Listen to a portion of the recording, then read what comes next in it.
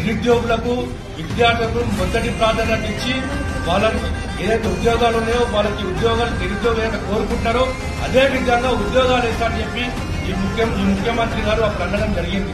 మరి ఇప్పుడు అంటా ఉన్న జేఎన్టీయూలో మొన్నటికి మొన్న ముఖ్యమంత్రి గారు జేఎన్టీయూకి వెళ్లి దీక్షలు ఎవరు చేస్తున్నారు, కేవలం అక్కడ ఇన్స్టిట్యూట్ ఓనర్లు చేస్తున్నారని చెప్పి రాష్ట్ర ముఖ్యమంత్రి గారు అంటా ఉన్నారు.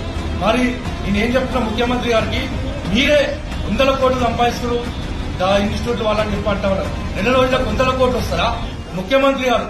అదే 100 కోట్లు మీరు తీసుకొని మరి రవీంద్రభారత్ లో నిరుద్యోగ గుర్తిస్తున్నారు కదా, మరి రవీంద్రభారత్ లో ఫ్రీ కోచింగ్ పెట్టండి మా నిరుద్యోగులకు అని చెప్పి రాష్ట్ర ప్రభుత్వం ముఖ్యమంత్రి గారిని డిమాండ్ చేస్తా ఉన్నాం.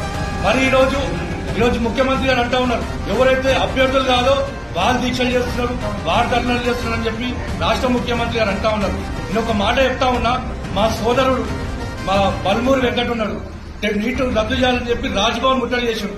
బల్మూరు వెంకట ఏమన్నా నీట్ అభ్యర్థ? మీరు చేస్తే ఒకలాగా, మేము నిరుద్యోగులను చేస్తే ఒకలాగా అని చెప్పి రాష్ట్ర ప్రభుత్వాన్ని డిమాండ్ చేస్తా ఉన్నాం. మరి ఇంకో విషయానికి వస్తే, ఈరోజు అదే జేఎన్టీలో ముఖ్యమంత్రి రేవంత్ రెడ్డి గారు ఉండి ఫీజు రియంబర్స్మెంట్ ని 1 టైం సెటిల్మెంట్ లో సెటిల్ చేస్తా అంటారు. అంటే పాత బకాయిలు 5 కోట్లు ఉంటే మరి 1 టైం సెటిల్మెంట్ అనేసరికి మరి ఇప్పుడు పిల్లలకు ఇవ్వకుండా 1 టైం సెటిల్మెంట్ అనేసరికి ఇదేమన్నా రియల్ ఎస్టేట్ వ్యాపారమా? Table cash